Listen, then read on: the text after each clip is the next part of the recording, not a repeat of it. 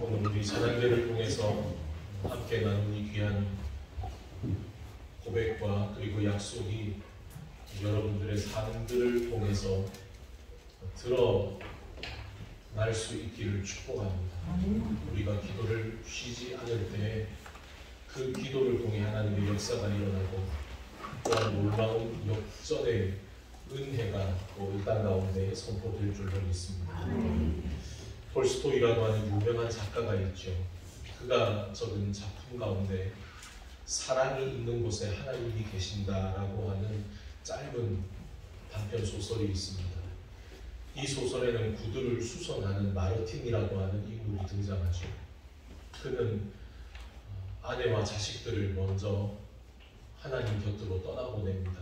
그리고는 그 슬픔을 이기지 못해 교회도 나가지 않고 매일매일 술을 마시며 살아가죠. 그러다가 그가 다시 성경을 읽으면서 마음을 붙잡기 시작합니다.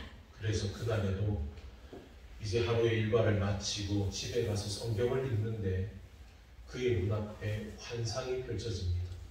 예수님이 나타나셔서 네가 내일 가게 밖을 잘 보고 있으면 내가 네 앞을 지나갈 거라고. 그 다음 날이 되자 아침에 일찍이 마르틴은 자신의 가게를 열고는 창문을 통해서 가게 밖을 지켜보기 시작합니다.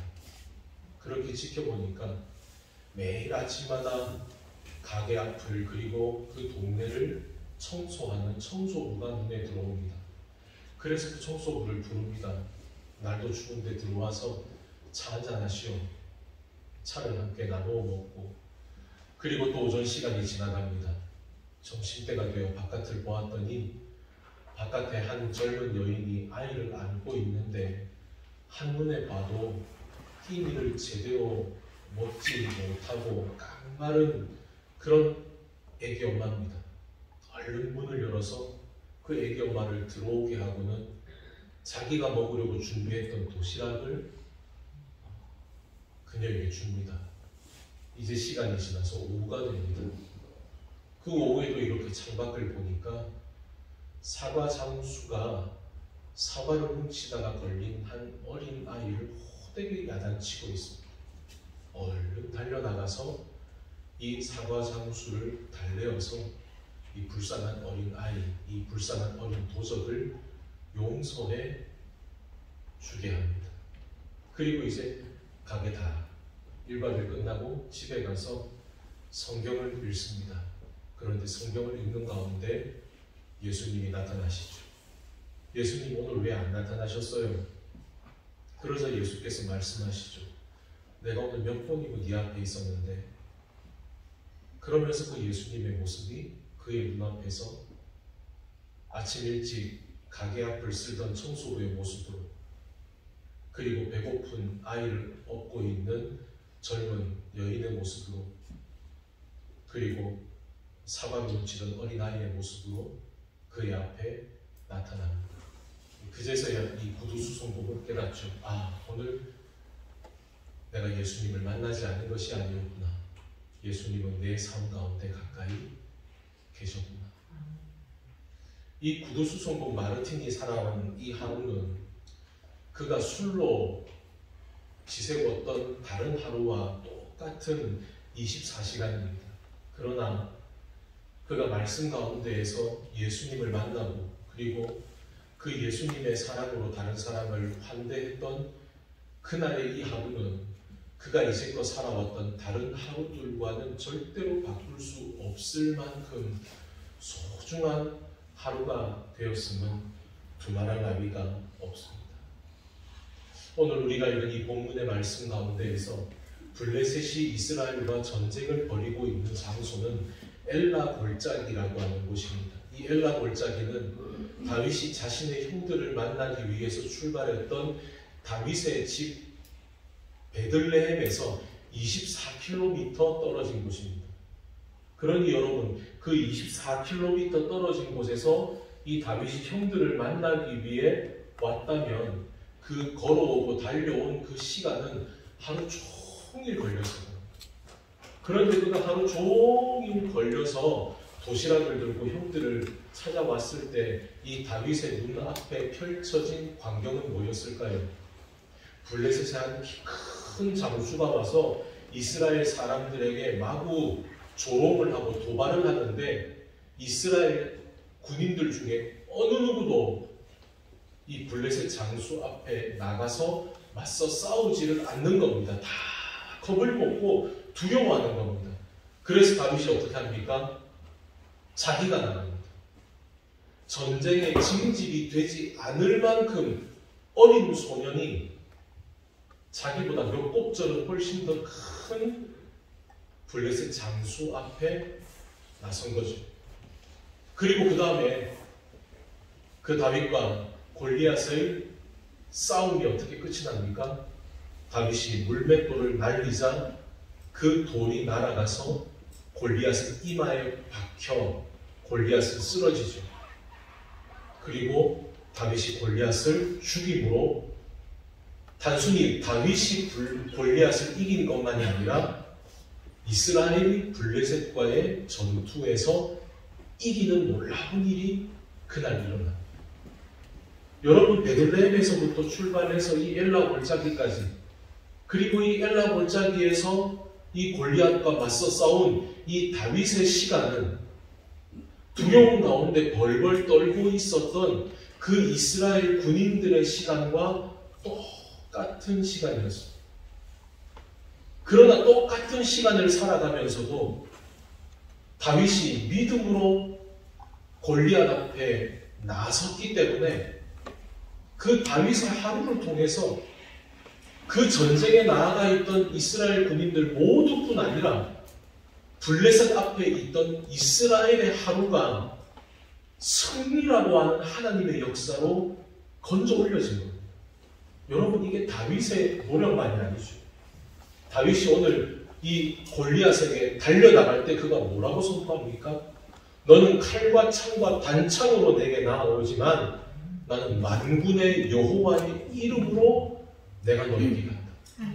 다윗은 하나님의 이름을 의지하고 나아갑니다. 하나님의 이름을 선포하고 나갑니다. 그렇게 선포하며 나아간 다윗의 손에서 떠나간 그 돌이 골리앗의 이마에 박힙니다. 다윗의 힘만이 아닙니다. 그 다윗의 손에 하나님의 능력이 더해졌기 때문입니다. 여러분, 예수께서 십자가에 달려 고통 가운데 숨을 거두셨던 그 십자가 위의 시간은 6시간입니다. 예수님이 십자가에 달리신 그 6시간은 우리가 살아가는 6시간과 비교해 봤을 때 그 시간의 길이는 똑같습니다. 그런데 예수께서 십자가에 달리셨던 그 6시간이 이 세상을 완전히 뒤바꿔 놨습니다. 그 6시간을 통해 이 땅 가운데 구원의 역사가 일어난 겁니다. 예수께서 시간에 매이지 않으신 분이어서가 아닙니다. 그 십자가에서의 6시간 동안 예수께서 하신 일들로 인해 죽을 수밖에 없는 우리 모두가 구원의 약속을 얻는 놀라운 복음의 기적이 저와 여러분뿐 아니라 이 세상 모두에게 일어났던 겁니다. 그러니 여러분, 우리가 살아가는 시간은 늘 똑같습니다. 그러나 이 시간을 어떻게 살아가느냐에 따라서 그 시간의 무게가 결코 똑같을 수는 없다는 겁니다. 우리는 과거보다는 현재를 더 중요시합니다. 왜냐하면 과거는 이미 지나갔기 때문이죠. 하지만 그날 골리앗 앞에 당당하게 맞섰던 다윗에게는 그날 그 엘라 골짜기에서의 그 시간이 다윗에게는 현재였습니다. 지금으로부터 100여 년 전 일제의 총칼 앞에 맞서서 태극기를 흔들며 힘차게 만세를 불렀던 그 100여 년 전 수많은 대한민국의 사람들에게는 그날 그 시간이 현재였습니다. 예수님이 십자가에 달려 고통당하시던 그 시간, 결코 이 땅 가운데 죄로 인해 고난 받으실 필요도 없고 십자가에 매 달릴 만큼 어떤 죄도 저지르지 않으신 주님이셨지만 예수님에게는 그 십자가의 6시간이 철저한 현재였습니다. 그러나 다윗이 그 현재를 믿음 가운데 살아갔기 때문에 이스라엘은 승리의 시간을 살아갈 수 있었고 100여 년 전 그 태극기를 손에 들고 힘차게 만세를 불렀던 그 수많은 사람들의 현재가 있었기 때문에 그것이 오늘날 우리에게 자유를 가져다주는 초석이 되었습니다. 예수님의 그 십자가의 현재가 있었기 때문에 우리는 오늘 구원의 시간을 살아갈 수 있게 된 겁니다. 여러분, 오늘은 어제의 결과입니다. 그러나 동시에 우리가 오늘을 어떻게 살아가느냐가 내일의 결과가 될 것입니다. 그것이 바로 우리가 오늘을 소중히 여겨야 되는 이유이고 그것이 바로 우리가 과거를 잊지 말아야 하는 이유가 되는 겁니다. 3.1운동은 그보다 앞서서 도쿄에 있는 한인 유학생들 가운데 600여 명이 2월 8일 도쿄 한복판에서 독립선언문을 낭독한 것이 발단이 되었습니다. 그때 그 일본에서 유학하던 유학생들 가운데 김마리아라고 하는 여성이 한국 땅으로 들어올 때 그 28 독립선언문을 소중하게 가슴에 챙겨 들어옵니다. 그리고 독립운동을 하다가 일본 경찰에 체포를 당합니다. 일본 경찰이 그 김마리아 여성의 한쪽 가슴을 인두로 찢어버려서 도저히 형체를 알아볼 수 없을 만큼 혹독한 고문을 합니다. 그리고 일제는 만세운동을 벌여서 감옥에 수감된 여성들에게도 시뻘겋게 갈구어진 쇠꼬챙이로 가슴을 찌르면서 이렇게 조롱했다고 합니다. 십자가의 고난을 너도 맛봐라. 일본 경찰이 그 여인들에게 이렇게 조롱할 수 있었던 이유는 만세운동으로 감옥에 수감된 여인들 중에 대부분이 기독교인이었기 때문입니다. 만세운동 뒤에 일본의 탄압이 뒤따랐던 것은 당연한 결과입니다. 여러분 이제 바깥을 보시게 되면 만세운동과 관련된 여러 자료들을 전시해 놓았습니다. 그 가운데 제암리라고 하는 마을이 있습니다. 바로 만세운동 뒤에 일본 경찰이 그 제암리에 있는 교회에다가 마을 사람들을 모두 몰아놓고 그 교회에다가 불을 지르고는 그 교회 밖으로 나오는 사람은 총과 칼로 찔러 죽이면서 그 마을을 몰살시켰던 끔찍한 학살의 내용이죠. 그런데 3.1 운동이 일어나고 이틀이 지난 3월 3일 대한민국의 기독교인들에게 종이 한 장이 전해지기 시작합니다. 그것이 바로 독립단 통보문이라고 하는 종이입니다. 그 종이에 기록된 내용은 다음과 같습니다. 우리 화면을 한번 보시겠습니까? 제가 그 독립단 통보문의 내용을 읽어드리겠습니다. 고귀한 독립단, 우리 존경하고 고귀한 독립단 여러분이여, 어떤 일이든지 일본인을 모욕하지 말고 돌을 던지지 말며 주먹으로 때리지 말라. 이는 야만인이 하는 바니 독립의 주의를 손상할 뿐이니 행여 각각 주의할지며, 신자는 매일 세 차례 기도하되 일요일은 금식하며 매일 성경을 읽되 월요일은 이사야 10장, 화요일은 예레미야 12장, 수요일은 신명기 28장, 목요일은 야고보서 5장, 금요일은 이사야 59장, 토요일은 로마서 8장을 돌아가며 다 읽을 것이라. 여러분, 그리스도인들에게 전해진 이 독립단 통보문의 내용이 뭡니까? 이제 우리에게 어떤 고난이 닥칠지라도 그 고난 가운데 믿음을 가지고 의연하게 맞서며 우리가 만세운동을 했던 그 본래 정신을 절대로 잊지 말고 오직 기도하고 금식하고 말씀 안에 깨어서 이 땅 가운데 우리에게 주어진 오늘을 충실하게 살아가라는 내용입니다.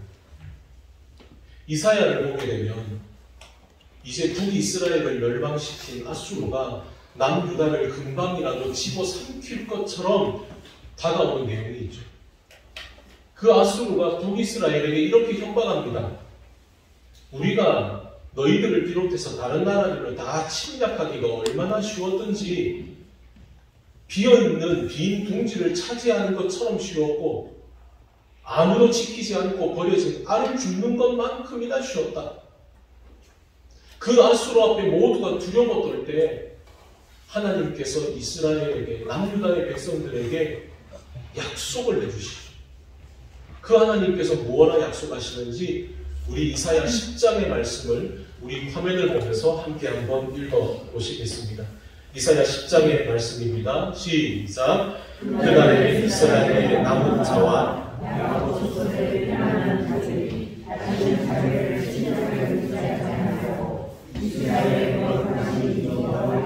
진실하게 이스라엘이 남은 자, 곧 야곱의 남은 자가 능하신 하나님께로 돌아올 것이라. 아멘. 여기에 보시면 이 구절이 나오죠. 그날에 이스라엘의 거룩하신 이 여호와를 진실하게 의지하니. 여기서 이 진실하게 라고 되어 있는 이 단어의 또 다른 번역은 진리 안에서 의지하리니 라는 말. 그러니 이스라엘이 하나님을 의지할 수 있는 이유가 어디 있습니까? 그 하나님께서 우리를 구원하실 것이라는 그 하나님의 약속, 변하지 않으시는 그 진실한 약속을 우리가 의지할 때 마침내 하나님께서 우리를 포로된 땅에서 돌아오게 하실 것이다. 그것이 바로 이사야를 통해 주시는 하나님의 약속의 메시지였던 거죠. 일본이 그 일제 치안에 그때 당시 대한민국에 있었던 수많은 교회들에게 절대로 이 이야기는 하지 마라 하고 금지한 성경 구절들이 있습니다. 그 성경 구절 가운데 일부의 내용을 소개하자면 모세가 이스라엘 백성들을 애굽에서 건져내어서 가나안 땅으로 가는 내용, 너희들 이거 절대로 설교하지 마라. 그리고 기드온이 300명의 용사를 가지고 적군을 물리친 내용, 너희들 이것도 절대로 예배 가운데 읽지도 말고 설교하지도 마라. 그리고 또 하나, 다윗이 골리앗과 싸워서 이긴 내용도 절대로 설교하지 마라. 왜냐하면 교회가 이 이야기들을 하면 너희들이 마음속에 일본을 꺾고 너희가 자유를 쟁취하고자 하는 그런 생각이 들 수 있으니 너희들이 성경을 가지고 예배를 드리되 그 안에서 약한 자가 강한 자를 이기고 하나님이 물린 자를 자유롭게 하고 그들을 돌아오게 하시는 그런 내용들은 절대로 읽지도 말고 설교하지 마라. 만약 그것이 걸리면 너희들을 감옥에 가두겠다. 이게 그때 당시에 일제가 교회에 가했던 탄압 중에 하나입니다. 3.1운동이 일어났을 당시에 우리 대한민국 땅에 기독교인들의 수는, 개신교인의 수는 약 1.3%에서 1.6%에 불과했습니다. 그런데 여러분이 알고 계시는 3.1운동 민족 대표 33인 가운데 절반에 해당하는 16명이 기독교인. 그리고 3.1 만세 운동을 하다가 맨 앞에 앞장이 서서 만세 운동을 주도했던 사람들이 감옥에 gat혔는데 그 감옥에 갇힌 사람들 중에 무려 22%가 기독교인이었습니다. 여러분 탑골 공원에서 독립선언문을 꺼내어서 제일 먼저 그 그 독립선언문을 읽어내려 3.1운동을 시작하게 했던 사람도 신학생 정재용이었습니다. 여러분, 이것이 무엇을 의미합니까? 그때 당시에 1.6%에 불과한 기독교인들이지만 이 땅 가운데 분명히 하나님께서 우리에게 자유를 주실 것이라는 것을 믿음으로 고백하며 그들 모두가 대한독립 만세를 외치며 이 땅 가운데 하나님이 주시는 이 자유를 선포하는 데에 1.6%의 기독교인들이 맨 앞장서서 달려나갔다는 겁니다. 그리고 그날뿐 아니라 앞으로도 일제가 우리에게 모진 고난과 박해를 할 텐데, 그러나 그 고난 가운데서도 우리가 믿음을 잃지 말고, 그리고 우리가 만세를 불렀던 그날의 정신을 잊지 말고, 고난 가운데에도 기도하고 금식하고 말씀을 읽으면서 우리가 이 고난을 승리하며 나아가자. 이것이 바로 그때 당시에 그 만세 운동 그 한가운데 있었던 기독교인들이 가졌던 마음이었던 겁니다. 그러니 여러분, 어떤 사람들은 말합니다. 만세운동 실패한 거 아니냐고. 만세운동 했지만 그걸로 우리나라가 해방된 건 아니니까 계란으로 바위치기 한 거 아니냐고. 예, 물론 사람의 눈으로 보자면 그날 그 일제의 총칼에 맞서서 아무런 무기도 하나 손에 들지 않고 손에 든 것이라고는 태극기 하나밖에 없이 만세를 불렀던 그날의 함성은 계란으로 바위치기와 똑같았습니다. 근데 여러분, 결과적으로 어떻게 됐습니까? 그 바위가 깨졌습니다.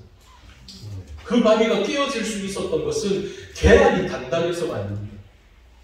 그 계란을 들어 쓰시는 하나님의 손이 강하시기 때문입니다. 여러분, 야고보서 3장은 많이 선생되지 말라고 말합니다. 왜입니까? 가르치기는 잘하는데 그 가르침대로 자기는 살지 않으면서 다른 사람에게 너희는 이렇게 살으라고 그렇게 말하는 사람 되지 말라는 겁니다. 그런데 여러분, 우리가 지난번에 함께 나누었지만 선생이라고 하는 한자의 뜻이 뭡니까? 앞서서 살아간 사람입니다. 앞서서 그 인생의 길을 걸어간 사람이 자기의 뒤를 따라오는 사람에게 뒤돌아서서 거기 내가 걸어온 그 발자국 잘 보고 따라오면 된다고 말하는 사람이 바로 선생입니다. 그렇다면 여러분, 100여 년 전 이 땅 가운데 기독교인의 비율이 많아봐야 1.6%. 오늘날 기독교인은 몇 프로일까요? 2023년 통계에 따르면 우리 대한민국 인구 가운데 자신을 개신교인이라고 답하는 사람의 수는 20%가 넘습니다. 그렇다면 여러분,